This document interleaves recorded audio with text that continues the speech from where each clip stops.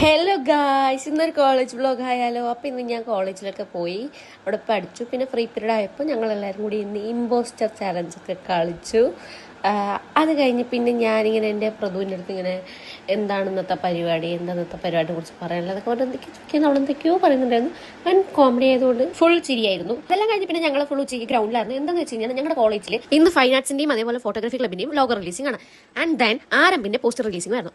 ആദ്യം തന്നെ നമ്മൾ ഫൈൻ ആർട്സിൻ്റെയും ഫോട്ടോഗ്രാഫി ക്ലബിൻ്റെയും പോസ്റ്റർ റിലീസിങ് പ്രിൻസിപ്പളും സിഒ സാറും കൂടി റിവീൽ ചെയ്യായിരുന്നു. അങ്ങനെ ഞങ്ങളുടെ ഫൈൻ ആർട്സിൻ്റെയും അതേപോലെ തന്നെ ഫോട്ടോഗ്രാഫി ക്ലബിൻ്റെയും ലോഗോ എന്തായാലും റിവീൽ ചെയ്തു. ഇതാണ്. നല്ല രസമുണ്ടല്ലേ കാണാൻ. പിന്നെ നമ്മുടെ സീനിയേഴ്സ് എല്ലാവരും കൂടി നടത്തുന്ന ഫസ്റ്റ് ഇയേഴ്സിനെ വെൽക്കം ചെയ്യുന്ന ഒരു ഡാൻസ് ആയിരുന്നു. ആദ്യം തന്നെ ഗേൾസ് ടീമായിരുന്നു ഇറങ്ങിയിട്ടുണ്ടായിരുന്നത്. എനിക്ക് അതിൽ ഏറ്റവും ഫേവറേറ്റ് ആയിട്ടിരുന്ന ലിയ സീനിയർ ഉണ്ടായിരുന്നു. അങ്ങനെ നല്ല നല്ല രസമായിട്ട് കളിക്കുന്നുണ്ടായിരുന്നു. പിന്നെ അതേപോലെ തന്നെ NCCയിലെ കുറേ സീനിയേഴ്സ് ഇതിൽ ഡാൻസ് കളിക്കുന്നുണ്ടായിരുന്നു. അതെല്ലാം കഴിഞ്ഞ് പിന്നെ ബോയ്സ് ടീം ഇറങ്ങി.